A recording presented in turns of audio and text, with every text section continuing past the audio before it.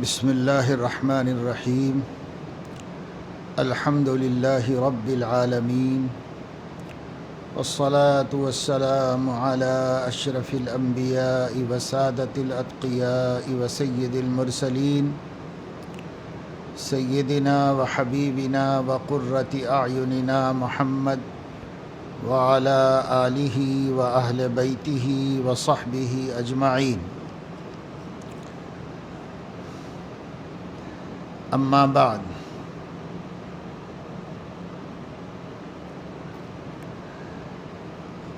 فقد قال اللہ تبارک وتعالی وَإِذْ تَأَذَّنَ رَبُّكُمْ لَئِن شَكَرْتُمْ لَأَزِيدَنَّكُمْ وَلَئِن كَفَرْتُمْ إِنَّ عَذَابِي لَشَدِيدٌ۔ صدق اللہ العظیم۔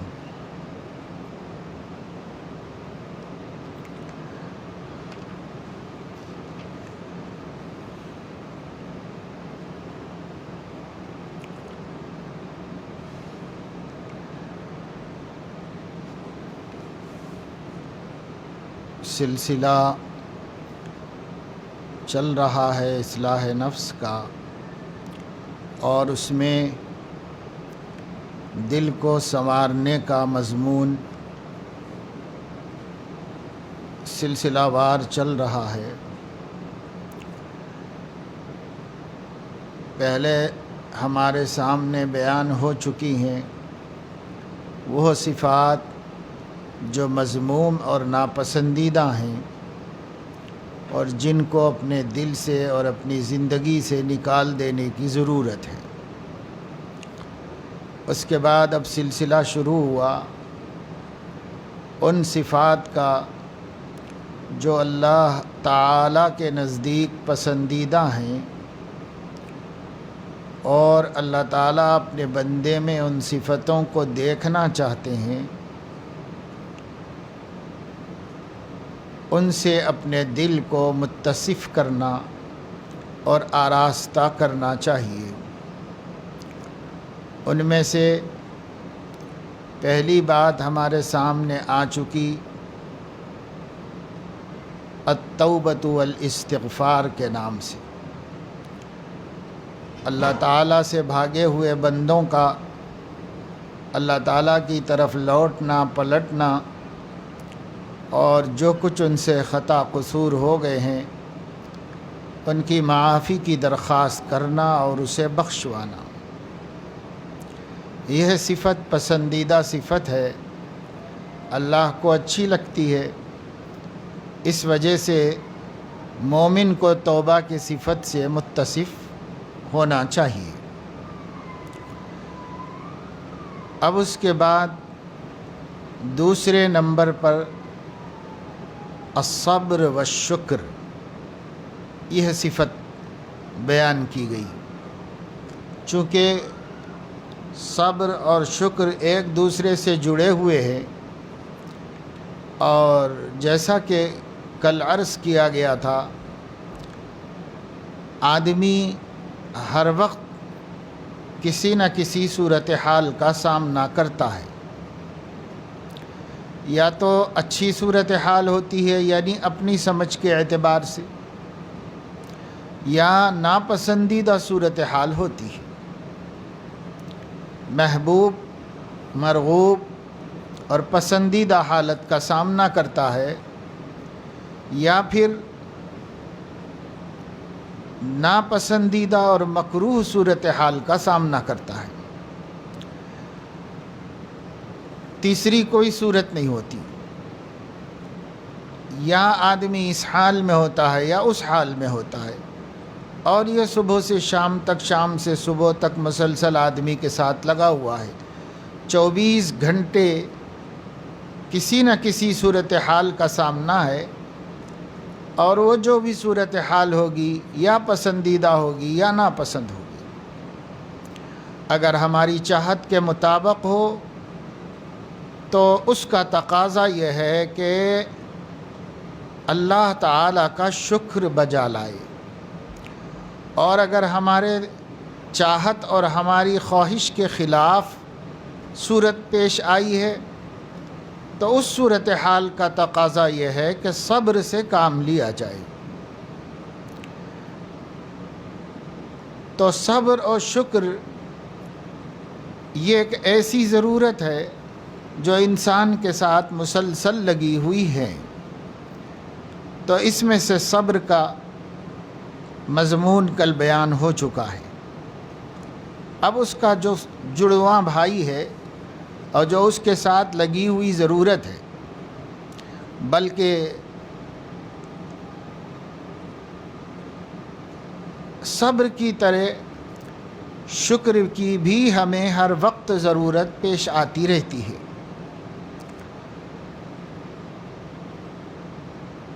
تو مشائخ نے صبر اور شکر کو ایک عنوان میں جمع کر دیا ہے، کیونکہ دونوں ایک دوسرے کے ساتھ متصف ہیں، دونوں ایک دوسرے کے ساتھ ملے ہوئے ہیں اور جڑے ہوئے ہیں۔ میں نے وقت کی گنجائش کے اعتبار سے دونوں کو الگ الگ کر دیا۔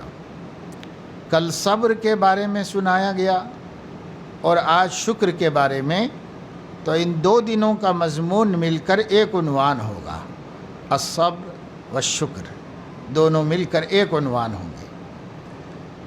صبر کی تفصیل آپ کے سامنے آ چکی ہے اور اس کی بھی 3 قسمیں آپ کو بیان کی گئی کہ صبر جو ہے اس کی 3 قسمیں ہوتی ہیں۔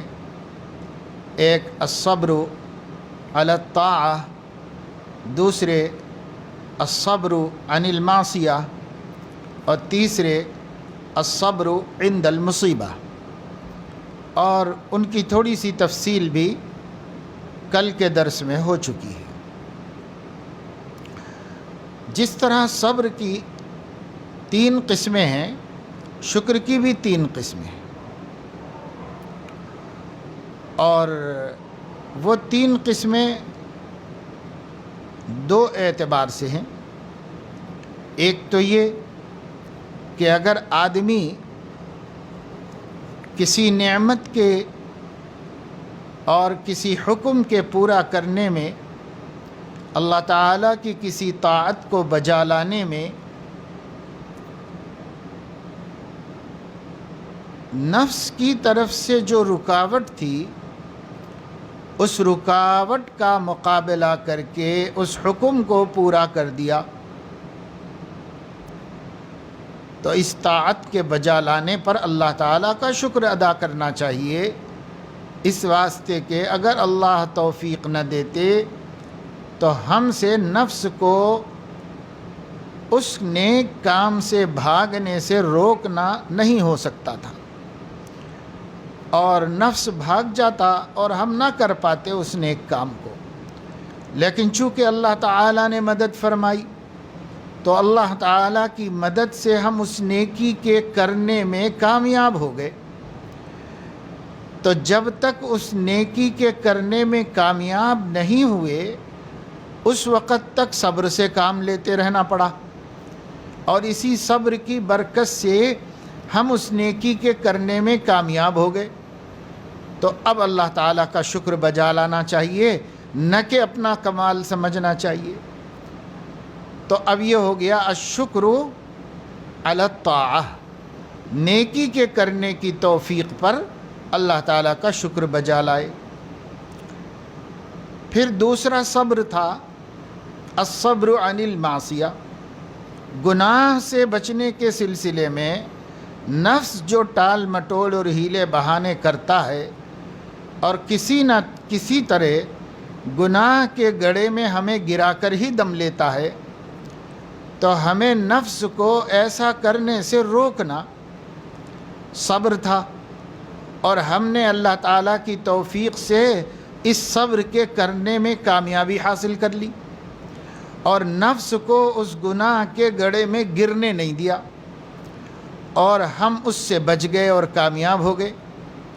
تو یہاں پر کیا کرنا ہوگا؟ یہاں پر اللہ کا شکر بجا لانا ہوگا۔ تو یہ شکر ہو گیا الشکر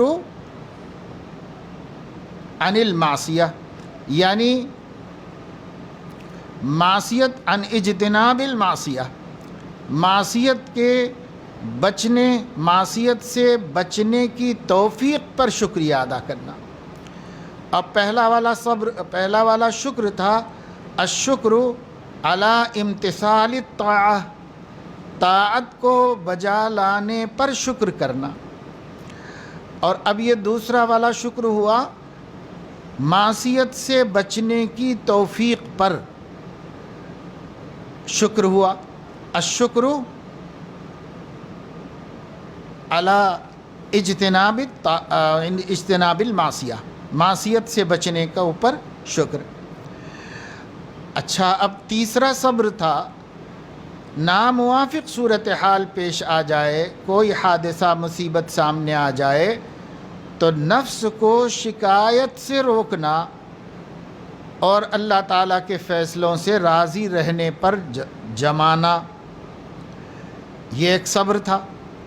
اگر ہم کو اس کی توفیق مل گئی اور ہم اس مصیبت کے موقع پر نفس کو شکوہ و شکایت سے بچانے میں کامیاب ہو گئے اور اللہ تعالیٰ کے فیصلے پر راضی رکھنے میں کامیاب ہو گئے، تو اب اس مصیبت کے موقع پر اس کامیابی پر اللہ تعالیٰ کا شکر بجا لانا. تو جو صبر کے 3 قسمیں تھیں، انہی قسموں سے شکر بھی جڑا ہوا ہے کہ اللہ اگر توفیق نہ دیتا تو نہ ہم نیکی پر صبر کر پاتے، نیکی کے کرنے کے مجاہدے پر صبر کر پاتے. اگر اللہ توفیق نہ دیتا تو ہم گناہ سے بچنے کے مجاہدے پر صبر نہ کر پاتے، اور اگر اللہ توفیق نہ دیتا تو مصیبت کے وقت اللہ کی شکایت اور اللہ کے فیصلوں سے ناراضگی والے عمل سے ہم نہیں بچ پاتے. اس لیے تینوں موقعوں پر ہم نے صبر کیا، اللہ کی توفیق سے کیا، تو اس لیے ان تینوں جگہوں پر پھر شکر بھی آ گیا کہ جب یہ کام ہو گیا تو اب شکر بجا لاؤ اللہ تعالیٰ کا کہ اللہ رب العزت توفیق نہ دیتے تو ہم کیسے کرتے. لا حول ولا قوت الا باللہ ایک جملہ ہے، یہ جملہ ہم مختلف موقعوں پر کہتے ہی رہتے ہیں. عام طور سے ہمارے محاورے میں شیطانی خیالات کے وقت میں اور شیطانی وساوس کے وقت میں لا حول ولا قوت الا باللہ کہا جاتا ہے. حالانکہ یہ صرف شیطان کو بھگانے کے لیے نہیں ہے، شیطان اور شیطانی وساوس و خیالات کو بھگانے میں بھی کام دیتا ہے، لیکن یہ ہر موقع پر ہے لا حول ولا قوت. دیکھیے اذان ہوتی ہے اور اذان میں کہا جاتا ہے حی علی الصلاح، حی علی الفلاح، آؤ نماز کے لیے، آؤ کامیابی کے لیے. تو اس وقت میں آپ کیا کہتے ہیں؟ حی علی الصلاح، حی علی الفلاح نہیں کہتے، بلکہ لا حول ولا قوت الا باللہ، لا حول ولا قوت الا باللہ، یہ ہم کہتے ہیں. تو کیا نماز کو اللہ بلا رہے ہیں، ہم لاحول پڑھ رہے ہیں؟ تو کیا مطلب ہے؟ لاحول کا مفہوم صرف شیطان کو دیکھ کے اس کو بھگانا نہیں ہے، بلکہ لا حول کی تعریف حافظ ابن حجر رحمۃ اللہ علیہ نے ترجمہ کیا ہے لا حول علی الطاعۃ ولا قوت عن المعصیۃ الا بعون اللہ تعالی. نیکی کرنے کی طاقت نہیں ہے اور گناہ سے بچنے کی طاقت نہیں ہے مگر اللہ کی مدد سے. تو معلوم یہ ہوا کہ ہم نے جو نیکی کے مجاہدے کو برداشت کیا اللہ کی مدد سے کیا تو شکر بجا لاؤ، اور ہم نے گناہ سے بچنے کا مجاہدہ برداشت کر لیا اور بچ گئے تو اللہ کی توفیق سے ہوا، اب شکر بجا لاؤ. اور ہمیں حکم تھا کہ مصیبت کے وقت میں راضی برضا رہو اور شکوہ شکایت نہ کرو، ہم اس میں کامیاب ہو گئے تو اللہ کی مدد سے ہوئے، لہذا شکر بجا لاؤ. تو صبر کے جو 3 مواقع تھے، شکر کے بھی وہ 3 مواقع ہو گئے کہ جب ہم صبر میں کامیاب ہو گئے اب شکر بھی بجا لانا ہے. اور یہ ایک جو ہے شکر کے 3 مواقع اور 3 قسمیں ہوئی. اس کے علاوہ بھی ایک 3 قسمیں ہیں، وہ ہے شکر قلبی، شکر لسانی اور شکر جسمانی، یہ 3 شکر ہیں۔ یہ بھی تقسیم کی ہے محقق علماء نے، شکر کی تحقیق کرنے والے علماء کرام نے اس کی 3 قسمیں اس طرح بھی بیان فرمائی ہیں۔ شکر قلبی، شکر قلبی کی حقیقت ہے تصور النعمہ، تصور النعمہ، نعمت کا تصور دل میں ہو کہ یہ نعمت ہے ہمارے پاس، یہ نعمت ہے، آنکھ کی نعمت ہے، زبان کی نعمت ہے، کان کی نعمت ہے، اللہ تعالیٰ نے ہاتھ پیر کی نعمت دی ہے، دل دھڑک رہا ہے، کتنی بڑی نعمت ہے، گردے کام کر رہے ہیں، کتنی بڑی نعمت ہے، اور جو ہے انسان کا رگوں کے اندر خون دوڑ رہا ہے، یہ کتنی بڑی نعمت ہے، دماغ صحیح ہے، یہ کتنی بڑی نعمت ہے، اور کھانا ہضم ہو جا رہا ہے، یہ کتنی بڑی نعمت ہے، اور پیشاب پاخانہ وقت پر نکل جا رہا ہے، یہ کتنی بڑی نعمت ہے۔ تو اگر ہم غور کریں تو اپنی ذات میں، اپنے جسم میں اللہ تعالیٰ کی انگنت بے شمار نعمتیں ہیں اللہ تعالیٰ کی، اور اتنی ساری نعمتوں کو ہم بھول جاتے ہیں۔ تو شکر قلبی کا مطلب ہے تصور النعمہ، نعمت کا تصور، یا عرفان الاحسان، محسن کے احسان کی معرفت، یعنی اس کا علم ہونا کہ یہ دیکھو اللہ کی کتنی بڑی نعمت ہے، اور یہ دیکھو اللہ کی کتنی بڑی نعمت ہے۔ سنریہم آیاتنا فی الآفاق وفی انفسہم، ہم نے اپنی قدرت کی نشانیاں انسانوں کی ذاتوں میں بھی رکھ دی ہیں، اور انسان کے اطراف میں، ماحول میں بھی رکھ دی ہیں۔ ماحول عربی زبان کا لفظ ہے، اور ماحول کے معنی ہے، ما کے معنی ہے جو، حول کے معنی ہے اطراف، تو ما حولہ جو انسان کے اطراف میں ہے۔ تو ایک انسان کی ذات میں نعمتیں ہیں اللہ تعالیٰ کی، دوسرے انسان کے اطراف و اکناف میں، اوپر نیچے داہنے بائیں آگے پیچھے اللہ کی نعمتیں پھیلی ہوئی ہیں سب طرف۔ تو اللہ فرما رہے ہیں کہ آفاق میں، یعنی پوری کائنات میں ہم نے اپنی نعمتیں تمہارے لیے بھرپور رکھی ہوئی ہیں، اور تمہاری ذات میں خود کتنی نعمتیں ہیں، سر سے لے کے پیر تک انگ انگ اللہ کی نعمت ہے، ایک ایک بال، ایک ایک رونگٹا اللہ کی نعمت ہے۔ یہ تو اوپر نظر آنے والی چیز، اور اندر کتنی نعمتیں ہیں، اللہ اکبر۔ انسان کا جو جسمانی سسٹم ہے، یہ اتنا بڑا سسٹم ہے کہ اطباء اور ماہرین میڈیکل سائنس وہ یہ کہتے ہیں پوری کائنات، ارض و سما کے درمیان جتنی کائنات ہے، اس کائنات میں جو کچھ ہے، ہر وہ چیز جو کائنات میں ہے وہ انسان کی ذات میں ہے، ہر وہ چیز جو کائنات میں ہے وہ انسان کی ذات میں ہے۔ انسان چھوٹی کائنات ہے اور اس کو پھیلا دیا گیا ہے، تو یہ بڑی کائنات ہے۔ تو کتنی نعمتیں ہوں گی جو اللہ نے ہمارے اندر رکھی ہوئی ہیں۔ اگر ہم غور کریں تو ایک انسان کی زندگی کا جو سسٹم ہے، اس سسٹم کا ایک ایک کل پرزہ اللہ کی نعمت ہے۔ تو اللہ تعالیٰ کی نعمتوں کا تصور بھی ہونا چاہیے، معرفت بھی ہونا چاہیے۔ جب معرفت ہوگی تو تصور رہے گا، دھیان خیال رہے گا۔ معرفت ہی نہیں ہوگی تو کیا؟ تو کہتے ہیں کہ شکر قلبی کی حقیقت یہ ہے کہ عرفان الاحسان، محسن کے احسان کی معرفت اور اس کا علم، اس کا جاننا، یہ شکر قلبی ہے۔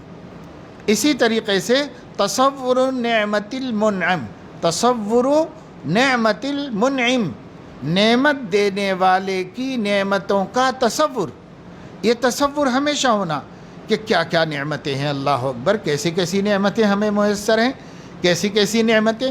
اس کو اگر انسان دل میں سوچتا رہتا ہے اور اپنے دل کے اندر اللہ تعالیٰ کی نعمتوں اور اس کے احسانات کا علم بھی رکھتا ہے اور اس کا تصور بھی کرتا رہتا ہے، سوچتا بھی رہتا ہے، غور کرتا رہتا ہے، تو یہ ہے شکر قلبی، یہ دل کا شکر ہے۔ اور شکر لسانی ہے دوسرا، شکر لسانی یعنی زبان کا شکر۔ تو زبان کا شکر کیا ہے؟ الثناء علی المنعم، نعمت دینے والے کی تعریف کرنا، نعمت دینے والے کی تعریف کرنا، یہ الثناء علی المنعم ہے، نعمت دینے والے کی تعریف کرنا کہ بھائی الحمدللہ، اللہ تیرا شکر ہے، مولا کیسے کیسے احسانات ہیں تیرے، کیسی کیسی نعمتیں تو نے دے رکھی ہیں، تیرا کرم ہے، یہ اس کی تعریف کرنا۔ اللہ اگر تو نہ دیتا تو ہمیں کیا ملتا، سب تیرا دینا ہو۔ اور کبھی کبھی زبان سے یہ بھی کہنا اور دل سے بھی کہ اللہ پاک آپ کی نعمتیں تو اتنی بے شمار ہیں کہ ہم تو آپ کی نعمتوں کا شکر بھی نہیں ادا کر سکتے، تو اب ہم اپنی مجبوری کی وجہ سے اتنا کرتے ہیں کہ ہم جتنا ہو سکے اتنا شکر کرتے ہیں، اور جو نہیں ہو سک رہا ہے تو نہیں ہو سکنے کا اقرار کر لیتے ہیں۔ جیسے ہمارے نبی صلی اللہ علیہ وسلم نے اللہ کا شکر اس طرح ادا کیا، اللہم لا احصی ثناء علیک انت کما اثنیت علی نفسک، اے اللہ میں آپ کی تعریف کا حق ادا نہیں کر سکتا، میں آپ کے شکر کا حق ادا نہیں کر سکتا، میں ثنا نہیں کر سکتا آپ کی، آپ ویسے ہی ہیں جیسا کہ آپ اپنے کو جانتے ہیں۔ میں یہاں آ کے ہار گیا اور میں اقرار کرتا ہوں کہ مجھ سے تو تیری تعریف کا حق ہی نہیں ادا ہو سکا۔ تو یہ حق ادا نہ ہو سکنے کا اقرار، یہ کمال درجے کی تعریف ہے، کمال درجے کی تعریف ہے۔ اللہم لا احصی ثناء علیک انت کما اثنیت علی نفسک سے بڑی تعریف اللہ کی نہیں ہو سکتی، جس میں تعریف نہ کر سکنے کا اقرار ہے کہ ہم آپ کا شکر نہیں ادا کر سکتے، تو شکر نہیں ادا کر سکنے کا اقرار شکر ادا کر دینا ہے اللہ تعالیٰ کا، اللہ کا شکر ادا کر دینا ہے۔ تو اس لیے شکر لسانی یہ ہے الثناء علی المنعم، نعمت دینے والے کا تعریف کرو، اپنی زبان سے اس کی تعریف کرو، اس کی بزرگی بیان کرو، اس کا ذکر خیر کرو، یہ ہے۔ اور تیسرا شکر ہے شکر سائر الجوارح۔ اب ہمارے پورے جسم میں سے دل کو الگ کیا اس واسطے کہ وہ جو ہے بادشاہ ہے، تو اس کا مستقل ذکر ہو گیا شکر قلبی، اور جو ہے شکر لسانی اس لیے کہ ہمارے اعضاء و جوارح میں زبان مستقل عمل کرنے والی ہے اور دل بھی مستقل عمل کرنے والا ہے، تو اعمال القلوب ہیں جن کا ہم ذکر کر رہے ہیں مسلسل ان نشستوں کے اندر، وہ اعمال القلوب ہے۔ تو اعمال قلب چونکہ عمل کرتا ہے، قلب چونکہ عمل کرتا ہے، اس لیے قلب کا الگ ذکر کہ اس کو بھی عمل کرنا پڑے گا، شکر کا عمل کرنا پڑے گا قلب کو۔ تو شکر قلبی یہ ہو گیا۔ کیا ہے شکر قلبی؟ تصور النعمہ اور عرفان الاحسان، محسن کی معرفت اور احسان کو سمجھنا اور منعم کی معرفت اور اس کے انعام کو سمجھنا، یہ قلب کا کام ہے۔ زبان کا کام یہ ہے کہ جب وہ اس کو جان گیا، دل نے جان لیا کہ محسن کون ہے اور اس کے احسانات کتنے ہیں، منعم کون ہے اور اس کے انعامات کتنے ہیں، تو جب آپ نے جان لیا تو گویا مان لیا، جب مان لیا تو اقرار کرو۔ اس اقرار کا نام ثناء علی المنعم ہے، الثناء علی المحسن، الثناء علی المنعم، اپنے محسن حقیقی اور اپنے منعم حقیقی یعنی حق تعالی شانہ کی تعریف بجا لانا، یہ شکر لسانی ہو گیا۔ اب دل اور زبان دو الگ ہو گئے تو باقی جسم باقی رہ گیا، یعنی آنکھ، ناک، کان اور ہمارا ہاتھ، ہمارے پیر، یہ جو اعضاء ہیں بقیہ جسم کے اعضاء، ان کے ذمے بھی اللہ تعالیٰ کا شکر ادا کرنا ہے۔ اس کو شکر جوارح کہتے ہیں، یا شکر جسمانی کہہ لیجیے آپ، کہ جسم اور بدن جو ہے اس پورے بدن کا شکر ادا کرنا۔ یہ پورے بدن کا جو شکر ہم ادا کریں گے وہ کیسے کریں گے؟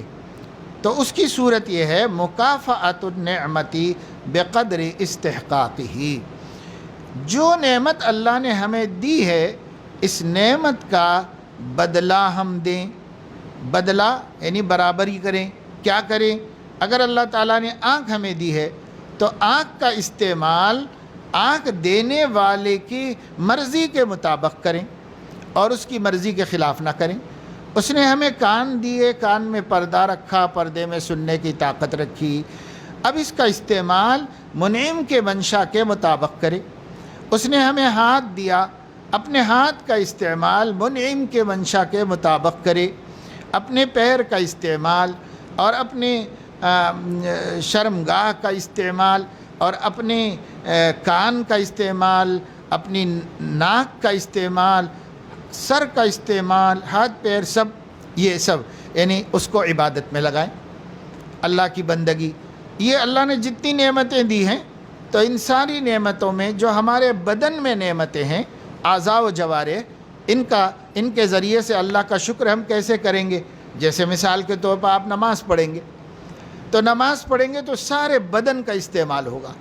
تو اس بدن کے ذریعے اللہ نے جو جو انعامات ہمیں دیے ہیں، ہم اس کے مکافئے میں، ہم اس کے شکرانے میں اپنے بدن کو اللہ تعالیٰ کی بندگی پر لگا دیا، جہاد میں لگا دیا، نماز میں لگا دیا، روزے میں لگا دیا، اور اس طریقے سے ہم نے سب اپنے اعضاء کو اللہ تعالیٰ کے حکموں کے بجا لانے میں خلق خدا کی خدمت ہے، اور اسی طرح کسب حلال ہے، اور اسی طریقے سے آل اولاد اور گھر بار والوں کو پرورش کرنا، پالنا اور ان کی ضروریات اور ذمہ داریوں کو پورا کرنا، یہ سب چیزوں میں ہمارا بدن استعمال ہو رہا ہے۔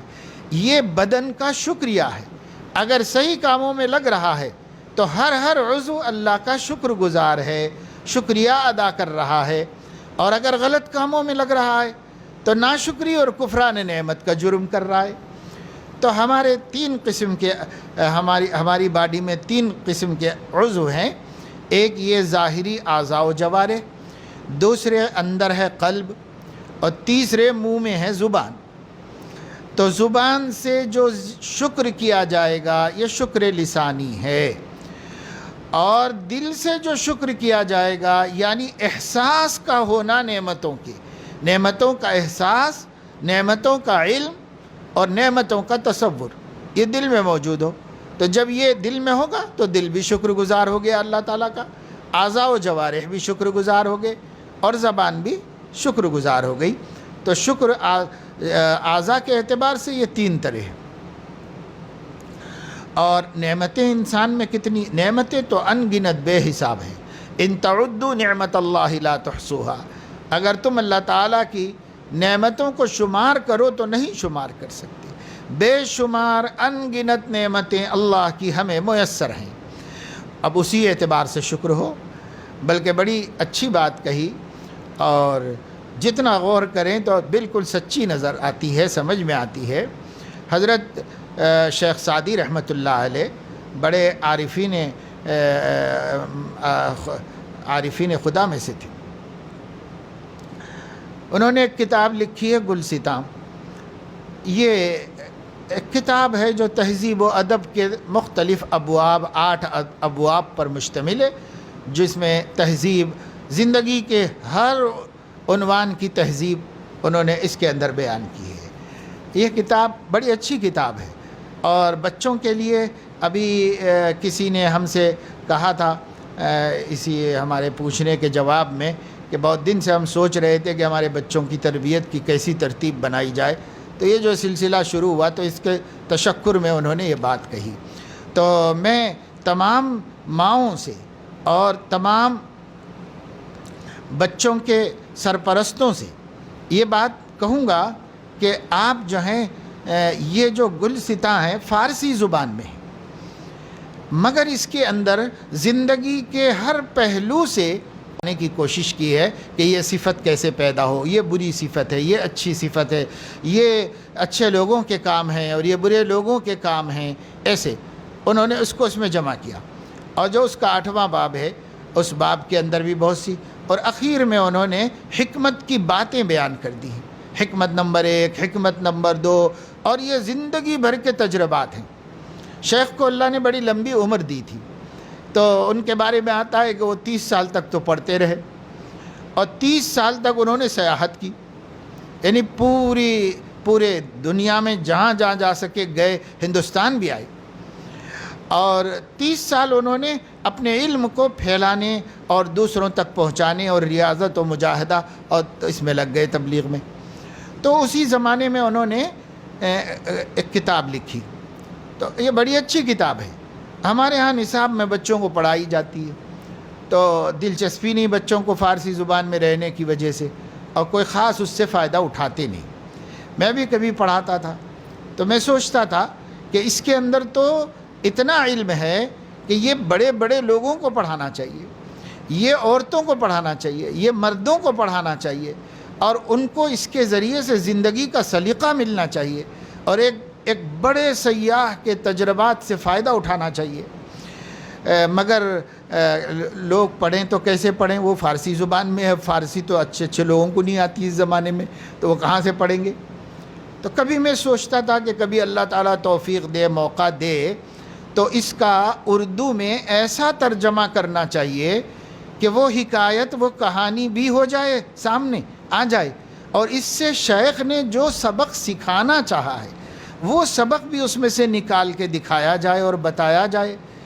تو مگر فرصت نہیں ملی زندگی کی مصروفیات میں۔ پھر جب اللہ تعالیٰ کی قدرت اور اس کی تکوین اور اس کی تقدیر سے ہمیں جو ہے چند برس پہلے اریسٹ ہو کر کے جیل خانے میں رہنا پڑا، تو قید کے زمانے میں یہ خیال تو نہیں آیا، لیکن چونکہ کوئی کتاب نہیں تھی تو میں لوگوں سے کہتا تھا، جو کوئی ملنے آتا تھا اس سے کہتا تھا بھائی کہیں کوئی کتاب مل جائے تو مجھے لا کے دو، تاکہ کچھ تو کروں خالی رہ کے۔ ایسے قرآن تو پڑھ رہے تھے، ذکر کر رہے تھے، لیکن کوئی کتاب مل جائے تو پڑھنے پڑھانے کا کام ہو جائے۔ تو جو ملتا اس سے میں کہتا کہ بھائی، لوگ لا کر مجھے مختلف کھانے پینے کی چیزیں دیتے رہتے تھے، میں ان سے کہتا تھا کہ اللہ کے بندے کوئی کتاب مل جائے تو کہیں لا کے دے دو مجھے، کسی کو کوئی کتاب مل جائے تو لا کے دے دو۔ تو پہلی کتاب ایک بہت بوسیدہ پرانی، ادھر ادھر سے پھٹی ہوئی بھی تھی، وہ ایک صاحب لے کر آئے، بالکل جاہل آدمی تھے، اور وہ کہنے لگے کہ مولانا صاحب یہ قرآن مجھے ملی ہے، میں آپ کو واسطے لے آیا ہوں۔ تو ہم نے کہا لاؤ بھائی دیکھیں کیا قرآن لے کے آئے ہو۔ اس کو کتاب تو شوق تھا، انتظار تھا، اب کتاب ملتے ہی لے لیا میں۔ تو وہ قرآن تو نہیں تھی، گلستاں تھی، یہ نہیں۔ تو ہم نے کہا کہ یہ گلستاں اب لے کے کیا کروں، طلبہ بھی نہیں ہے پڑھانے کے واسطے، یہاں کیا کریں گے اکیلے میں۔ پھر خیال آیا کہ ایک عرصے سے یہ خیال تھا، ہو سکتا ہے اللہ پاک یہ کام یہاں ہم سے شاید کرا لے، لیکن ذہن رہنے کا نہیں ہوتا تھا وہاں پر۔ ذہن یہ ہوتا تھا کہ شاید اب کام بن جائے گا، اب شاید ہم نکل جائیں گے، کام بن جائے گا نکل جائیں گے، تو ہمیشہ انتظار ہوتا تھا۔ اور یہ بات سمجھ میں آئی کہ دنیا میں اہل اللہ ایسے ہی رہتے ہیں جیسا کوئی قیدی قید خانے میں رہتا ہے، ان کو وہاں رہنے کا یقین ہی نہیں ہوتا، جانے کا یقین ہوتا ہے کہ اس میں سے کب نکلیں گے، نکلنا ہے یہاں سے، وہ قید خانہ ہی سمجھتے ہیں۔ اور نبی پاک صلی اللہ علیہ وسلم نے خود ہی فرمایا ہے کہ الدنیا سجن للمومن وجنت للکافر، کہ یہ دنیا مومن کا تو قید خانہ ہے اور کافر کی جنت ہے۔ اور شاید چونکہ جنت سمجھتے ہیں نا، تو اسی وجہ سے ابھی کہیں سے کوئی شکایت آئی تھی ہندوستانی مسلمانوں کے اوپر زیادتیاں ہونے کا، باہر کے ملکوں میں کہیں کوئی ایسا بیان آ گیا تھا شاید، تو ہماری حکومت کے ذمہ داروں نے اس کے جواب میں یہ کہا کہ مسلمان تو ہندوستان میں جنت میں رہتے ہیں، تو ابھی جنت ہی کیا معلوم ہے کہ کیا ہے، جنت معلوم ہوتی تو کیا کہتے۔ لیکن بہرحال ان کے کہنے کا مقصد یہ تھا کہ مزے میں ہیں مسلمان یہاں پر، یہ کہنا چاہتے تھے، لیکن اس کو جنت سے تعبیر کر لیا۔ لیکن نہیں، مسلمان دنیا میں ایسے رہتا ہے جیسے قید خانے میں رہتا ہے، ہاں کافر جنت کی طرح دنیا میں رہتا ہے۔ سجن المومن جنت الکافر، مومن کا قید خانہ ہے اور کافر کی جنت ہے۔ یہ تو بیچارے اسی کو جنت سمجھتے ہیں، اللہ تعالیٰ کبھی ان کو حقیقی جنت کی وہ مزہ لگا دے اور وہ بھی دکھا دے اور سمجھا دے، تو پھر اس کو جنت سمجھنا چھوڑ دیں گے لوگ۔ تو خیر، میں آپ کو یہ بتا رہا تھا کہ اس قید خانے میں پھر بھی ہم نے کہا کام تو شروع کرو، پورا ہو جائے گا تو ہو جائے گا، نہیں ہو جائے گا تو ادھورے ہی لے کے جائیں گے یہاں سے۔ چنانچہ پھر کوشش کرتے رہے کہ کاپی مل جائے، قلم مل جائے، تو الحمدللہ کاپی بھی مل گئی اور قلم بھی مل گیا اور گلستاں بھی مل گئی۔ تو پھر میں نے اس کا عام فہم ترجمہ کیا، ان حکایتوں کو حکایتوں کی صورت میں بیان کیا، پھر اس سے جو شیخ سکھانا چاہتے تھے سبق، وہ سبق بڑے عجیب سبق ہیں اور بڑی کام کی باتیں ہیں، سب کو سیکھنے کی ہیں، سب کو پڑھنے کی ہیں۔ تو الحمدللہ پورا کام ہو گیا۔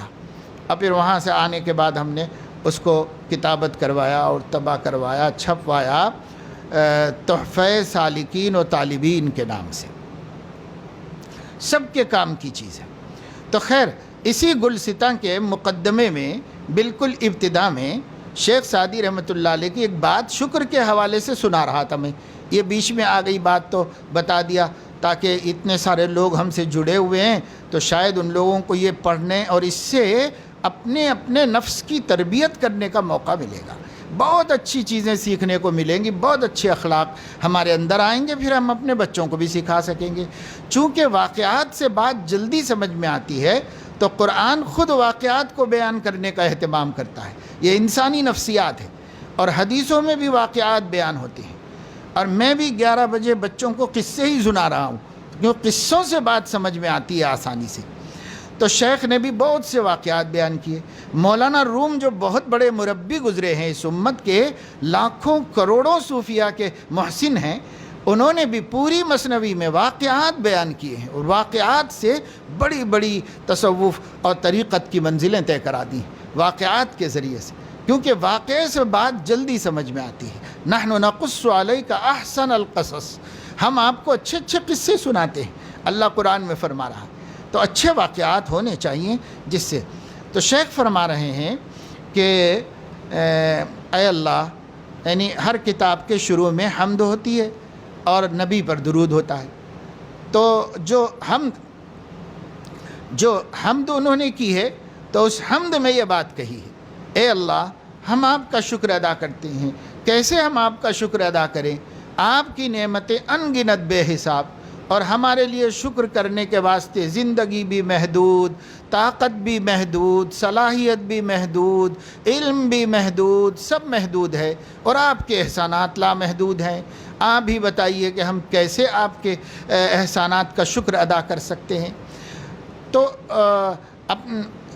طلباء سے انہوں نے کہا کہ دیکھو، سمجھو کہ ہم ایک سانس لیتے ہیں، تو ایک سانس میں اللہ تعالیٰ کی 2 نعمتیں ہوتی ہیں۔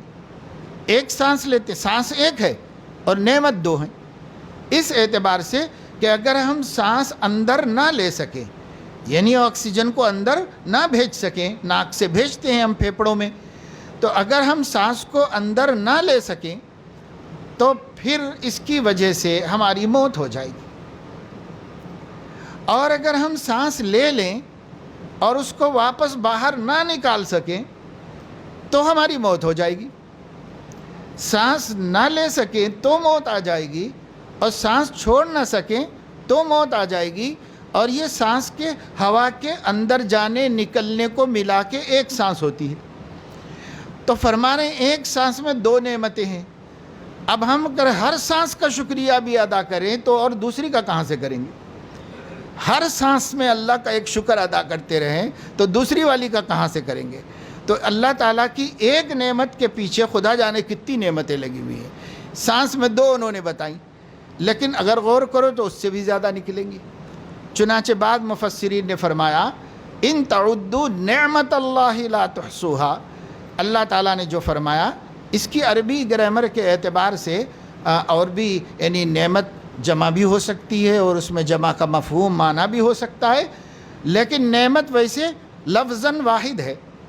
تو بعض بزرگوں نے یوں فرمایا، اللہ یہ فرمانا چاہ رہے ہیں، اے بندو، اگر تم اللہ کی ایک نعمت سے جڑی نعمتوں کو جوڑنا چاہو اور گننا چاہو تو وہ بھی نہیں گن سکتے، چجائے کہ اللہ کی کروڑوں نعمتوں کو تم گن سکو۔ تو ہم اللہ کا کیسے شکر ادا کریں گے؟ یہ مسئلہ ہے۔ تو کہتے ہیں کہ شکر ادا کرنے کا حق اگر کسی نے ادا کیا ہے تو نبی نے کیا ہے۔ نبی نے کیسے ادا کر دیا؟ تو عجیب کمال ہے ہمارے نبی کا، انہوں نے یہ کہہ کر حق ادا کر دیا کہ میں نہیں کر سکتا شکر آپ کا، یہ کہہ کر حق ادا کر دیا۔ اللہم لا احصی ثناء علیک انت کما اثنیت علی نفسک، اے اللہ لا احصی، میری طاقت نہیں ہے، میرے اندر کیپیسٹی نہیں ہے کہ میں آپ کی ثنا اور تعریف کر دوں، شکر ادا کر دوں، میرے اندر نہیں ہے اتنی طاقت۔ میں اس کا اقرار کرتا ہوں، یہ اقرار سے اللہ نے کہا آپ نے ادا کر دیا ہمارا، کیونکہ اقرار کر لیا کہ نہیں کر سکتے، یہ بھی شکر کا حق ادا کرنا ہو گیا۔ تو یہ شکر کرنا زبان سے بھی اور دل سے بھی اور اعضاء و جوارح سے بھی، اور پھر یہ بھی کہتے رہنا کہ اللہ پاک کتنی نعمتیں ہیں، نہ ہم گن سکتے ہیں نہ شکر ادا کر سکتے ہیں، ہم مانتے ہیں کہ ہم آپ کا شکر نہیں ادا کر سکتے، آپ کا جتنا بھی ہم شکر ادا کر رہے ہیں اسی کو قبول فرما لیجئے۔ تو یہ ہونا چاہیے۔ اچھا، شکر ہے کتنی بڑی نعمت۔ ہم کہتے ہیں الحمدللہ، اللہ تیرا شکر ہے، اللہ تیرا شکر ہے۔ اگر ہم یہ کہتے ہیں رسمی طور پر بھی کہیں تو بھی بہرحال غنیمت ہے، لیکن اگر ہم دل کا شکر کے ساتھ کہیں، یعنی تصور نعمت کے ساتھ اور معرفت احسان کے ساتھ اگر ہم کہیں تو حقیقی شکر تو بھئی یہی ہے، اور اسی پر دل سے نکلتا ہے شکر۔ تو جب ہم شکر ادا کرتے ہیں، اللہ تعالیٰ ایک جگہ قرآن میں شکر کا فائدہ بتا رہے ہیں، ما یفعل اللہ بعذابکم ان شکرتم وآمنتم وکان اللہ شاکرا علیما۔ اے میرے بندو، اللہ تمہیں کیوں اپنا عذاب دے؟ ما یفعل اللہ بعذابکم، اللہ تمہیں عذاب دے کے کیا کرے گا؟ کیا اللہ کو دلچسپی ہے تم کو عذاب دینے میں؟ اگر تم دو کام کرو، ان شکرتم وآمنتم، اگر ایمان لاؤ اور اللہ کا شکر ادا کرتے رہو، اگر تم ایمان لاؤ اور اللہ کا شکر ادا کرتے رہو، تو شکر سے مراد یہی شکر ہے پورا جو ابھی میں نے بتایا کہ 3 شکر ہیں، شکر لسانی، علم اور معرفت نعمت کا، اور شکر قلبی یہ، اور شکر لسانی یہ کہ زبان سے تعریف کرنا اللہ تعالیٰ کی، اور شکر بدنی اور جسمانی یہ ہے کہ اس کو اللہ تعالیٰ کی رضا میں استعمال کرنا اور اس کی بندگی و فرما برداری میں لگانا۔ تو ما یفعل اللہ بعذابکم ان شکرتم وآمنتم، اللہ تمہیں کیوں عذاب دے گا؟ اللہ تمہیں عذاب دے کے کیا کرنا چاہتا ہے؟ اگر تم ایماندار ہیں اور شکر گزار ہیں تو شکر کا کتنا بڑا فائدہ اللہ نے فرمایا، عذاب سے روک لیتا ہے اللہ تعالیٰ، اپنا عذاب نہیں بھیجتا اگر بندے شکر گزار ہوں۔ اور ناشکری اور کفران نعمت پر عذاب کی وعیدیں سنائی گئی ہیں، لیکن شکر پر اللہ نے کہا ہم عذاب اٹھا لیں گے، اگر شکر گزار ہوگے تو ہم عذاب اٹھا لیں گے۔ ایک جگہ اللہ تعالیٰ نے فرمایا وَإِذْ تَأَذَّنَ رَبُّكُمْ لَإِن شَكَرْتُمْ لَأَزِيدَنَّكُمْ، تمہارا رب اعلان کر رہا ہے تمہارے واسطے۔ کیا اعلان کر رہا ہے؟ کیا فیصلہ سنا رہا ہے؟ لَإِن شَكَرْتُمْ لَأَزِيدَنَّكُمْ، اگر تم شکر گزار بندے رہے تو تمہاری نعمتیں بڑھائے گا۔ کھانے پینے کا شکریہ ادا کرو، کھانا پینا بڑھا دے گا۔ آنکھ کی نعمت کا شکریہ ادا کرو، اس کو بڑھا دے گا۔ زبان کی نعمت کا شکریہ ادا کرو، اس کو بڑھا دے گا۔ صحت کی نعمت کا شکریہ ادا کرو، اس کو بڑھا دے گا۔ اگر مال اور فراغت کی نعمت کا، اس کو بڑھا دے گا۔ جوانی کا شکریہ ادا کرو، اللہ اس میں برکت عطا فرمائے گا۔ جس نعمت کا شکریہ ادا کرو گے تو اللہ نعمت کو بڑھائے گا، نعمت اس دنیا میں بھی دے گا اور نعمت آخرت کی بھی عطا فرمائے گا، اور وہاں بھی اللہ تعالیٰ عطا فرمائے گا۔ لَإِن شَكَرْتُمْ لَأَزِيدَنَّكُمْ وَلَئِن كَفَرْتُمْ إِنَّ عَذَابِي لَشَدِيدٌ، اور اگر تم نے ناشکری کی تو سن لو بندو، میرا عذاب بھی بہت سخت ہے، معمولی نہیں ہے، بہت شدید خطرناک عذاب۔ کون ہے جو اللہ کی عذاب کا تصور بھی کر سکے؟ بھگتنا تو بہت دور کی بات ہے، برداشت کرنا کیا ہوگا؟ اللہ کا عذاب بہت سخت ہے۔ اسی طرح اللہ تعالیٰ نے فرمایا ہے قرآن مجید میں کہ واللہ اخرجکم من بطون امہاتکم لا تعلمون شیئا وجعل لکم السمع والابصار والافئدۃ لعلکم تشکرون، اللہ نے تم کو تمہاری ماؤں کے پیٹ سے جاہل مطلق پیدا فرمایا، اور پھر تم کو آنکھ دیے اور کان دیے اور دل دیا تو آدمی جو علم حاصل کرتا ہے وہ آنکھ سے، کان سے اور علم سے، یعنی دیکھ کے علم حاصل کرتا ہے، سن کے علم حاصل کرتا ہے، اور علم حاصل ہو کے جاتا کہاں ہے، اسٹور کہاں ہوتا ہے؟ تو قلب میں ہوتا ہے۔ تو پیدا تو کیا جاہل، جعل لکم السمع والابصار والافئدہ، اور ذرائع علم تم کو عطا فرما دیے، اور وہ ہے تمہاری آنکھیں اور تمہارے کان اور تمہارا دل۔ یہ ایسا کیوں کیا اللہ نے؟ لعلکم تشکرون، تاکہ تم اللہ کے شکر گزار بندے بنو، اس کے لیے اللہ تعالیٰ نے یہ نعمت تم کو عطا فرمائی ہے۔ اسی طریقے سے اللہ رب العزت نے شکر کرنے والوں کی تعریف بھی فرمائی ہے۔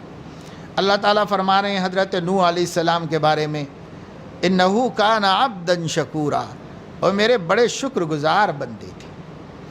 اور داؤد علیہ السلام کو اللہ نے خطاب کیا اور فرمایا اعملوا آل داؤد شکرا وقلیل من عبادی الشکور، اے داؤد کے اولاد اور داؤد پر ایمان لانے والوں، داؤد کے اہل یعنی ان پر ایمان لانے والوں مسلمانوں، شکر گزار بندے بنو، میرے بندوں میں شکر گزار بہت کم ہے۔ اللہ تعالیٰ نے ابراہیم علیہ السلام کے بارے میں فرمایا شاکرا لانعمہ اجتباہ وہداہ الی صراط مستقیم، یہ میرے بندے ابراہیم جو ہیں اللہ تعالیٰ کی نعمتوں کے شکر گزار تھے۔ شاکرا لانعمہ، اللہ کی نعمتوں کے شکر گزار تھے ابراہیم، اللہ نے ان کی تعریف کی۔ اور موسیٰ علیہ السلام کو اللہ تعالیٰ نے تورات عطا فرمائی، اور اس کے بعد فرمایا فخذ ما آتیتک وکن من الشاکرین، موسیٰ جو میں نے تم کو تورات دی ہے وہ لے لو اور اس پر چلو اور عمل کرو، وکن من الشاکرین، اور شکر گزار بندوں میں سے ہو جاؤ۔ اور ہمارے نبی سیدنا محمد الرسول اللہ صلی اللہ علیہ وسلم نے اسی لیے اللہ تعالیٰ سے شکر زندگی بھر کرتے رہے۔ ہمارے نبی کی زندگی کا اگر ہم مطالعہ کریں گے اور حدیث کی کتابوں میں کتاب الدعوات پڑھیں گے، اور حضور علیہ السلام نے چلتے پھرتے اٹھتے بیٹھتے صبح سے لے کر کے، یعنی صبح نیند میں اٹھنے سے لے کر کے پھر سونے تک نہیں، پھر نیند میں سے اٹھنے تک، نیند سے اٹھنے سے لے کر پھر نیند سے اٹھنے تک، یعنی سوتے وقت بھی اور سونے کے بعد اگر گھبرا کے اٹھ جائیں تب بھی، کوئی خواب دیکھ لیں تب بھی، پھر اس کے بعد جب اٹھنے کا ارادہ کریں تب بھی، تو نیند سے بیدار ہونے سے لے کر واپس نیند سے بیدار ہونے تک اللہ کے نبی صلی اللہ علیہ وسلم کی پوری زندگی شکر سے تعبیر تھی، پوری زندگی شکر سے تعبیر تھی۔ اور پھر اس شکر کی اہمیت میں اس کی تفصیل میں تو نہیں جاتا کہ کس طرح حضور علیہ السلام قدم قدم پر اللہ کا شکر بجا لاتے تھے، قدم قدم پر اللہ کا شکر ہر نعمت کا استحضار تھا، ہر نعمت کا تصور ہمیشہ کرتے رہتے تھے اور اس کا شکر بجا لاتے تھے۔ تو اسی کے ساتھ ساتھ آپ نے اللہ سے دعائیں بھی مانگی، اللہ تعالیٰ سے دعائیں بھی مانگی، رب اجعلنی لک ذکارا لک شکارا، اے میرے پروردگار آپ مجھے اپنا ذکر کرنے والا، بہت ذکر کرنے والا بنا دیجیے۔ ذکار بہت ذکر کرنے والے کو کہتے ہیں، اے اللہ آپ مجھے اپنا بہت ذکر کرنے والا بنا دیجیے، شکارن، اور بہت شکر کرنے والا بنا دیجیے۔ اللہ تعالیٰ سے دعا کر رہے ہیں رب اجعلنی لک ذکارا لک شکارا، یعنی اور لمبی دعا ہے لیکن اس میں یہ دو ذکر اور شکر کو مانگا۔ اسی طرح نماز کے بعد حضور علیہ السلام کبھی یہ دعا فرماتے تھے اللہم انت السلام و منک السلام، کبھی آپ نماز کے بعد دعا فرماتے تھے اللہم اعنی علی ذکرک و شکرک و حسن عبادتک، اے اللہ مجھے اپنے ذکر کی توفیق دیجئے اور میرے اپنے شکر کی توفیق دیجئے اور اچھی عبادت کرنے کی توفیق دیجئے، مدد کیجئے، اعنی مجھے مدد کیجئے، آپ میری اعانت کیجئے تاکہ میں آپ کی اچھا ذکر کر سکوں اور اچھا شکر کر سکوں، یہ اپنی دعاؤں میں مانگتے تھے۔ ایک مرتبہ حضور علیہ السلام گھر میں تشریف فرما تھے۔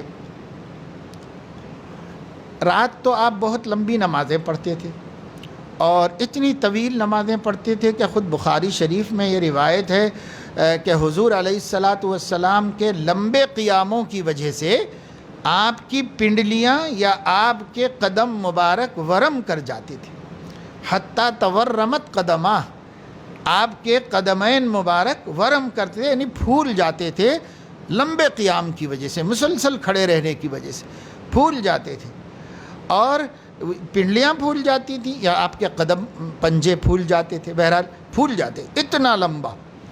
اب ایک رات جو ہے بہت روئے، اب بڑی دعائیں کی اور بڑا لمبا قیام کیا اور بڑا لمبا رکوع سجدہ۔ حضرت بلال جو ہیں وہ مؤذن تھے حضور علیہ الصلاۃ والسلام کے، تو حضرت بلال کا طریقہ یہ تھا کہ جب لوگ جمع ہو جاتے مسجد میں تب جا کر دروازے پہ اطلاع کرتے تھے، الصلاۃ جامعہ یا رسول اللہ، اللہ کے نبی لوگ آ چکے ہیں، سب جو جتنے لوگ آتے ہیں نماز پڑھنے کے سب آ گئے ہیں۔ تب تک آپ گھر میں ہوتے تھے، کیونکہ آپ صلی اللہ علیہ وسلم بڑی لمبی تہجد جو پڑھتے تھے نا، اس تہجد کے اختتام پر تھوڑا سا لیٹ جاتے تھے اور پھر کمر سیدھی کر کے تھوڑا سا سکون حاصل کر کے سستا کے پھر اٹھ جاتے تھے، اور پھر حضور علیہ الصلاۃ والسلام فجر کی سنت پڑھ کے مسجد میں تشریف لاتے تھے فرض پڑھانے کے واسطے، تو اس کی اطلاع کرتے تھے حضرت بلال جا کے، کہتے تھے کہ یا رسول اللہ جماعت ٹھہر گئی، یعنی لوگ جمع ہو گئے، سب تشریف لائیے آپ۔ تو حضور علیہ الصلاۃ والسلام نے کہا کہ بلال اندر آ جاؤ، تو وہ اندر چلے گئے گھر میں، دیکھا کہ حضور علیہ السلام کی آنکھیں سرخ ہیں اور آپ کے پیر ورم کر گئے، پھول گئے ہیں، سوج گئے ہیں، سوجنا بولتے ہیں ہم اس کو، پھول جانے کو، تو ہمارے پیر سوجے ہوئے ہیں اور آپ کی آنکھیں روتے روتے لال ہو گئی ہیں، چہرہ پھولا ہوا ہے۔ سمجھ گئے حضرت بلال کے صاحب ساری رات بندہ خدا کے سامنے روتا رہا اور کبھی قیام میں، کبھی رکوع میں، کبھی سجدے میں رہا ہے، تو ان کو بڑا ترحم، بڑا ترس آیا۔ حضرت بلال کہنے لگے کہ یا رسول اللہ، آپ رات بھر اسی کیفیت میں رہے، آپ کو اللہ تعالیٰ نے فرمایا ہے لِيَغْفِرَ لَكَ اللَّهُ مَا تَقَدَّمَ مِن ذَنبِكَ وَمَا تَأَخَّرَ، اللہ تعالیٰ آپ کی اگلی پچھلی سب خطاؤں کو معاف فرما دیں۔ اللہ تعالیٰ نے اس کا ترجمہ مفسرین نے یہی کیا ہے، انبیاء گناہ نہیں کرتے، ذنب جو ہے وہ معصیت کو نہیں کہتے، انبیاء گناہ کرتے نہیں، انبیاء تو معصیت سے محفوظ ہوتے ہیں، اور اس سے ہمارا عقیدہ ہے کہ وہ محفوظ ہیں انبیاء علیہ الصلاۃ والسلام، اور بعض کے نزدیک نبوت سے پہلے بھی معصوم ہیں، اور بعض حضرات کہتے ہیں کہ نبوت کے بعد معصوم ہیں، لیکن جمہور کہتے ہیں کہ نبوت سے پہلے بھی اللہ کی امان میں ہیں اور نبوت کے بعد بھی اللہ تعالیٰ کی حفاظت اور اس کی امان میں انبیاء علیہ الصلاۃ والسلام ہوتے ہیں۔ پھر کیوں اللہ نے کہا ہم آپ کے سب گناہ؟ بات دراصل یہ ہے، نبی کو اللہ کی جتنی معرفت ہوتی ہے اس کی وجہ سے وہ چھوٹی موٹی لغزشیں جس پر کبھی اللہ ان کی پکڑ کرتا ہے اور کبھی اللہ ناراضگی کا اظہار کرتا ہے، تو اس کو وہ بہت بڑی خطا سمجھتے ہیں اور اس سے ڈرتے کانپتے رہتے ہیں۔ تو اللہ نے اطمینان دلایا ان کے اپنی کیفیت کے اعتبار سے کہ آپ فکر نہ کریں، اللہ تعالیٰ سب درگزر کر دیا، فتح مکہ سے پہلے کی بھی اور فتح مکہ کے بعد کی بھی، سب اللہ تعالیٰ نے آپ کی معاف فرما دی۔ تو خیر حضرت بلال نے یہ یاد دلایا اور یاد دلا کر کہا کہ یا رسول اللہ، پھر آپ ضروری عبادت کر لیجئے، اتنا کیا ہے؟ اور اگر وہ لوگ کھڑے رہیں رات تمام اور روتے رہیں اور پیر سجا لیں اور آنکھیں پھلا لیں اور رو رو کر کے بے دم ہو جائیں جو گناہ گار ہیں، تب تو پھر بھی سمجھ میں آتا ہے کہ بھائی ان کی ضرورت ہے کہ وہ اتنا کریں، لیکن آپ تو معصوم، اللہ کے محبوب، اللہ کے پیارے، آپ کو کیا اتنی پریشانی آتی ہے کہ آپ اس قدر عبادت کریں؟ تو حضور علیہ الصلاۃ والسلام نے کیا جواب دیا؟ حدیث میں ہے کہ آپ نے اس کے جواب میں فرمایا کہ بلال، افلا اکون عبدا شکورا، کیا اللہ نے اتنی بڑی میرے اوپر مہربانی کر دی تو میں اس کا شکر گزار بندہ نہ بنوں؟ یعنی وہ جو پہلے ہم وہ جو پہلے ہم اتنی لمبی لمبی عبادتیں کرتے رہے، مکے میں کرتے رہے اور پھر اس کے بعد مدینہ آ کر کرتے رہے، تو اس وقت تک جب تک کہ چلو اللہ نے ہم سے کہا نہیں تھا لِيَغْفِرَ لَكَ اللَّهُ مَا تَقَدَّمَ مِن ذَنبِكَ وَمَا تَأَخَّرَ وَلِيُتِمَّ نِعْمَتَهُ عَلَيْكَ، یہ جب تک ہم سے کہا نہیں تھا اور جب تک اللہ تعالیٰ نے ان سے یہ نہیں فرما دیا تھا کہ کوئی بندہ اپنے عمل سے جنت میں نہیں جائے گا، میرے فضل سے جائے گا، تو حضور علیہ السلام کا کیا ہو؟ تو کسی نے پوچھا کہ وَلَا أَنْتَ يَا رسول اللہ، آپ بھی نہیں؟ تو کہا میں بھی نہیں، میں بھی نہیں، میں بھی نہیں، إِلَّا أَن يَتَغَمَّدَنِي اللَّهُ بِرَحْمَتِهِ، مگر یہ کہ اللہ نے طے فرما لیا ہے کہ مجھے اپنی رحمت کی چادر میں ضرور ڈھانپ لے گا، اللہ اپنی رحمت کی چادر میں مجھے ڈھانپ لے گا، لیکن اللہ ہی کی رحمت سے میں بھی جاؤں گا جنت میں۔ تو سائل نے تعجب سے پوچھا آپ بھی نہیں؟ تو 3 دفعے فرمایا جی میں بھی نہیں، میں بھی نہیں، میں بھی نہیں، اللہ کی رحمت ہی سے جاؤں گا، ہاں میرا اللہ کی رحمت میں رحمت میں ہونا طے ہے۔ تو یہ سب حضور کو معلوم ہے، لیکن اس کے باوجود حضور علیہ السلام کی یہ عبادتیں تو فرما رہے ہیں پہلے جب تک اللہ نے یہ اطمینان نہیں دلا دیا تھا تو اللہ کے خوف سے اور اس کے خطر سے اور اس کے پکڑ سے بچنے کے لیے میں اتنی لمبی لمبی عبادتیں کرتا تھا، اور جب اللہ نے مجھے اتنی بڑی خوشخبری سنا دی ہے تو اب شکر کے لیے کر رہا ہوں کہ اللہ نے مجھے اتنی بڑی، اب شکر کے لیے اتنی عبادت میں کمی نہیں کی، مجاہدے میں کمی نہیں کی، ریاضت میں کمی نہیں کی، نوافل میں کمی نہیں کی، تہجد میں کمی نہیں کی، رات بھر رونے گڑ گڑانے میں کمی نہیں کی۔ کیوں؟ اس واسطے کہ پہلے خوف خدا کی وجہ سے کر رہے تھے، اب شوق خدا کی وجہ سے کر رہے ہیں، اس کا شکر ادا کرنے کے لیے۔ اسی طریقے سے حدیث میں ہے کہ سورہ صاد میں آیت ہے، آیت سجدہ ہے، حضرت داؤد علیہ السلام نے ایک موقع ہے، ایک واقعے کا ذکر ہے، اور اس کے بعد حضرت داؤد علیہ السلام حق تعالیٰ کی عظمت سے مرعوب ہو کر اور حق تعالیٰ کی عظمت سے متاثر ہو کر سجدے میں گر پڑے حضرت داؤد۔ تو اب جو وہ آیت پڑھتے ہیں ہم، تو ہمیں بھی حکم ہے کہ صاحب تم بھی سجدہ کرو وہاں پر، کیونکہ ایک اللہ کے نبی نے کیا تھا تو تم بھی کرو، تو ہم بھی کرتے ہیں۔ حضور علیہ السلام نے سورہ صاد کی یہ آیت پڑھی تھی اور اس کے بعد فوراً سجدے میں گر گئے، ان کے ساتھ صحابہ بھی سجدے میں گر گئے، اور جب سجدے سے سر اٹھایا تو صحابہ سے یوں فرمایا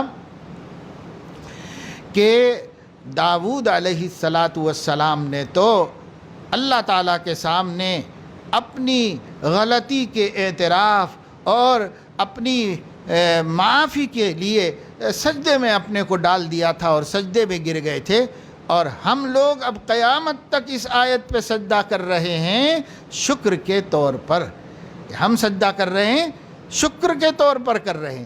تو نبی پاک صلی اللہ علیہ وسلم نے اپنی زندگی کو سراسر شکر بنایا تھا، تو ہمیں شکر ادا کرنا چاہیے، اور اللہ تعالیٰ فرما رہے ہیں شکر کرو گے تو تم اللہ کا کچھ بھلا نہیں کرو گے۔ کوئی شکر گزار بندہ بنے گا تو یہ نہ سمجھے کہ صاحب وہ تیر مار رہا ہے، او اللہ پاک کا ہم شکر ادا کر رہے ہیں، اللہ کا کچھ نہیں۔ اللہ تعالیٰ فرما رہے وَمَن شَكَرَ فَإِنَّمَا يَشْكُرُ لِنَفْسِهِ وَمَن كَفَرَ فَإِنَّ رَبِّي غَنِيٌّ كَرِيمٌ، جو شکر کرتا ہے وہ اپنے لیے کرتا ہے، یعنی اس شکر کا فائدہ اسی کو ہے۔ کیا فائدہ ہے؟ بڑے بڑے فائدے ہیں۔ دیکھو ابھی ہم نے بیان کیا قرآن کے حوالے سے کہ ایک فائدہ تو یہی ہے کہ اللہ فرما رہے ہیں شکر گزاروں کو میں عذاب نہیں دیتا، اور دوسرا فائدہ یہ ہے کہ شکر کرو گے نعمت بڑھے گی، تیسرا فائدہ یہ ہے کہ شکر انبیاء کی سنت ہے، انبیاء کی شان ہے، ہم بھی انبیاء کی صفت سے متصف ہو جائیں گے۔ کتنے فائدے ہیں؟ وَمَن شَكَرَ فَإِنَّمَا يَشْكُرُ لِنَفْسِهِ، جو شکر کرتا ہے اپنے لیے کرتا ہے، اس سے اللہ کا کوئی بھلا نہیں کرتا، وہ اپنے آپ کا بھلا کرتا ہے۔ اسی طریقے سے اللہ رب العزت نے ایک موقع پر فرمایا انشکر لی ولی والدیک، بندو میرا بھی شکر کرو، اپنے ماں باپ کا بھی کرو، اس لیے کہ اس کائنات میں انسان کے لیے اللہ تعالیٰ کے بعد سب سے بڑا محسن کوئی ہے تو ماں باپ ہے، ان سے بڑھ کر محسن کون ہو سکتا ہے؟ اس لیے اللہ تعالیٰ نے فرمایا انشکر لی ولی والدیک، میرا شکر ادا کرو اور جس نے تم کو پیدا کیا ہے ان کا بھی شکر ادا کرو، کیونکہ ایک پیدا کرنے والا اللہ تعالیٰ ہے، وہ اپنی قدرت سے ہم کو پیدا کرتا ہے، اور ایک پیدا کرنے والا سبب کے درجے میں ماں باپ ہے، کہ بھائی انسان کی حقیقت باپ کے پیٹھ میں تھی، انسان کی جو حقیقت ہے وہ باپ کے پیٹھ میں تھی، تو باپ کے پیٹھ سے ماں کے پیٹ میں آئی، تو باپ نے ایک عمل کیا اور ماں نے ایک عمل کیا، پھر اس کو اپنے پیٹ میں پالا۔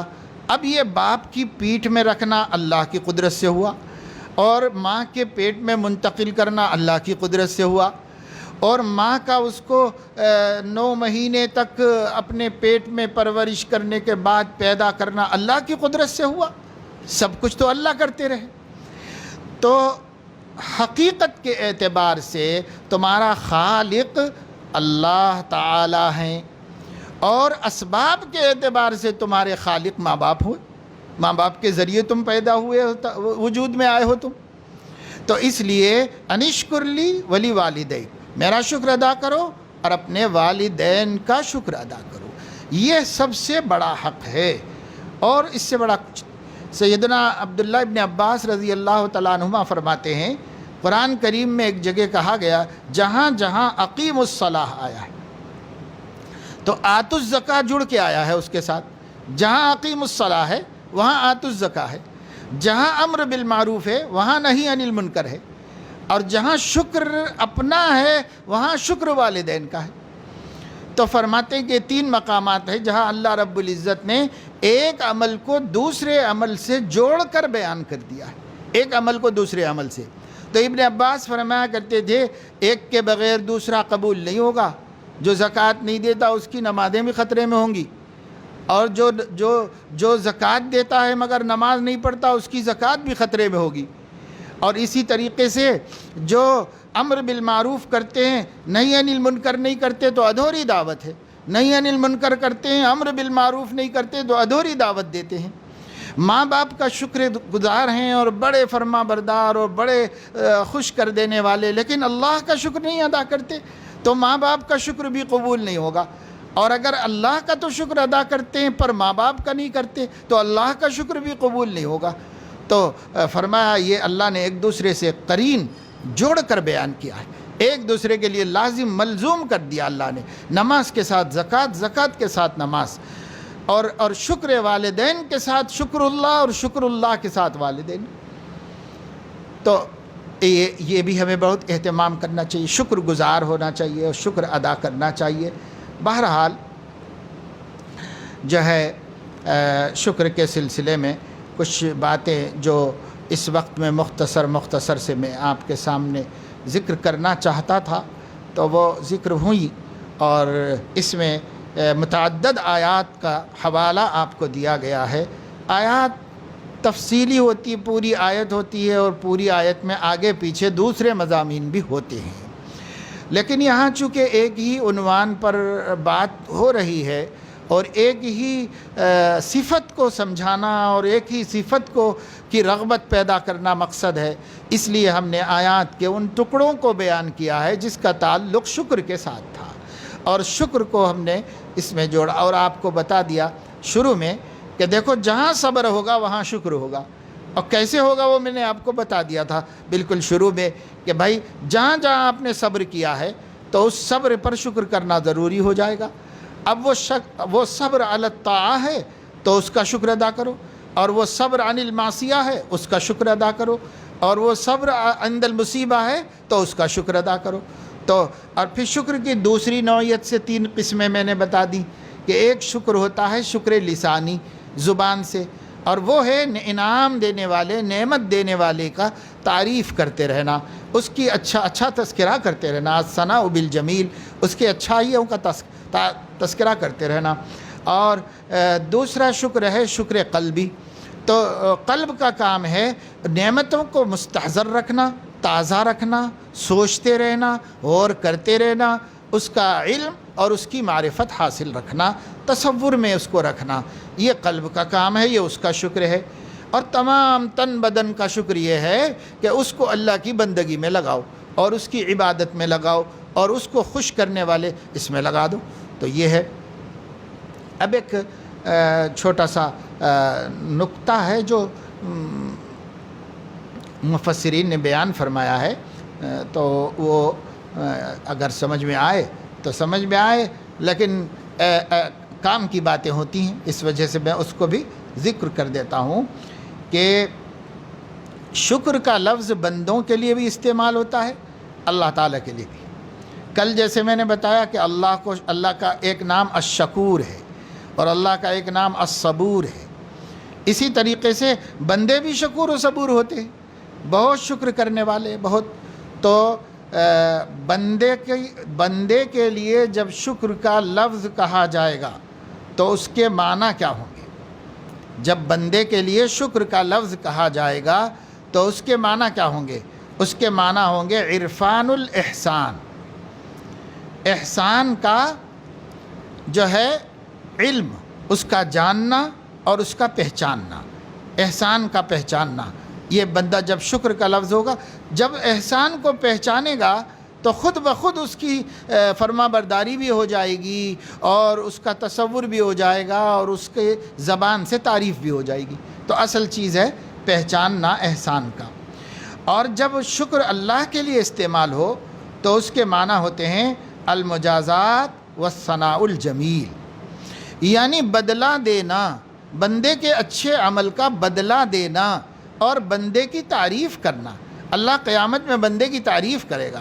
اور جیسے کہا جاتا ہے نا کہ توحید تو یہ ہے کہ خدا خود حشر میں کہہ دے کہ بندہ دو عالم سے خفا میرے لیے ہے. یعنی اللہ تعالیٰ تعریف بھی کریں گے قیامت میں، کہیں گے او یہ میرا بندہ ہے ماشاءاللہ، اس نے ایسے ایسے راتوں میں عبادت کی ہے، یہ میرا بندہ ہے، اس نے ایسے ایسی مجاہدے کیے ہیں، اتنا جہاد کیا ہے، اتنا مال خرچ کیا ہے، ایسی ایسی بندگی کی ہے. تو ہماری بندگی کو اللہ تعریفاً ذکر بھی فرمائیں گے. اللہ تعالیٰ ہمارا ذکر فاذکرونی اذکرکم، تم میرا ذکر کرو میں تمہارا ذکر کروں گا. اور تم اگر ذکر کرو گے اپنے نفس میں تو ذکرتک فی نفسی، میں تجھے اپنے نفس میں ذکر کروں گا. اور اگر ان ذکرتنی فی ملأ، اگر تو کسی مجمع میں میرا ذکر کرے گا تو ذکرتک فی ملأ خیر من، میں اس سے بھی اچھے مجمع میں یعنی فرشتوں کے مجمع میں تیرا تذکرہ کروں گا. تو اللہ کی ثناء جمیل. اچھا، ایک لفظ ہے شاکر اور ایک لفظ ہے شکور. نہیں، شکور بھی وہی معنی دیتا ہے شکر کرنے والا، شاکر کے معنی بھی وہی ہے شکر کرنے والا، لیکن دونوں میں فرق کیا ہے؟ تو فرق بیان کرتے ہیں کہ شکور کہتے ہیں الذی یجازی بیسیر الطاعات بکثیر الدرجات. شکور اس ہستی کو کہتے ہیں جو تھوڑی طاعتوں پر بڑے بڑے درجے عطا فرماتا ہے اور بہت درجے عطا فرماتا ہے. طاعت تو تھوڑی ہوئی، یسیر الطاعات، چھوٹی نماز پڑھ لی، روزہ رکھ لیا، چھوٹی سی بندگی ہے یہ. ان چھوٹی چھوٹی بندگیوں پر بڑے بڑے درجے عطا فرمانے والے کو اللہ تعالیٰ اس معنی میں شکور کہتے ہیں. دوسرے شکور میں یہ اللہ تعالیٰ کے نام الشکور کا ایک ترجمہ یہ کیا گیا ہے، وہ ہستی اور وہ ذات جو مختصر زندگی کے اعمال پر ابدی زندگی میں بدلہ عطا فرماتا ہے. چھوٹی 100 برس 70 برس 60 برس کی زندگی کے اعمال ہی کتنے ہیں، لیکن بدلہ یہاں نہیں دیتا، بدلہ ابدی زندگی میں عطا فرماتا ہے. تو ایسی ہستی کو شکور کہتے ہیں. تو الشکور کے دو مفہوم بیان کیے گئے. ایک یہ کہ شکور اس ہستی کو کہتے ہیں جو چھوٹے چھوٹے کاموں پر بڑے بڑے بدلے دیتا ہے اور بڑے بڑے درجے دیتا ہے. اور دوسرے معنی یہ کیے گئے ہیں الشکور اس ہستی کو کہتے ہیں جو مختصر ایام میں کیے گئے اعمال کو ہمیشہ ہمیشہ کی ایک زندگی دے کر اس کے اندر بدلہ دیتا ہے اور اس کے اندر نعمتیں عطا فرماتا ہے. ظاہر ہے کہ اس اعتبار سے شکور اللہ کے علاوہ کوئی اور نہیں ہو سکتا، لیکن ہمارے لیے یہ لفظ استعمال کیا جائے تو وہ کثرت شکر کرنے کے معنی میں استعمال ہوتا ہے. اللہ تعالیٰ اپنے فضل و کرم سے ہمیں توفیق عمل نصیب فرمائے اب خلاصہ یہ ہوا اس پوری بات کا کہ شکر ایک عظیم الشان صفت ہے جس کی قرآن حدیث میں بڑی فضیلت آئی ہے، جس کی مانگ کی گئی ہے، اللہ نے جس کا حکم دیا ہے، اللہ نے اپنے نبیوں کی اس صفت کی تعریف فرمائی ہے۔ اللہ تعالیٰ اس صفت کی برکت سے اپنے عذاب کو روکتا ہے، اللہ تعالیٰ اس صفت کی برکت سے اپنی نعمتوں میں بڑھوتری و اضافہ فرماتا ہے، وغیرہ وغیرہ بے شمار فضائل اور فوائد ہیں۔ لہذا ہمیں صابر بننے کے ساتھ ساتھ شاکر بھی بننا چاہیے۔ اب ہم محنت کریں اس بات پر کہ ہمارا دل صبور بھی ہو جائے، شکور بھی ہو جائے، بہت صبر کرنے والا اور بہت شکر کرنے والا ہمارا دل ہو جائے۔ تو ہم اپنے دل کو صبور و شکور کیسے بنائیں گے؟ یہ فضائل کو سوچیں گے اور بے صبری کے نقصانات کو سوچیں گے اور ناشکری کے نقصانات کو سوچیں گے، تو اس کی برکت سے انشاءاللہ تعالی ہمارا دل صابر و شاکر بن جائے گا۔ اور جو صابر و شاکر دل ہے اس کو اللہ تعالیٰ ضائع نہیں فرماتے، دو جہاں میں سرخرو فرماتے ہیں۔ اللہ پاک اپنے فضل و کرم سے ہم سب کو توفیق عمل نصیب فرمائے، آمین۔ وآخر دعوانا الحمد للہ رب العالمین۔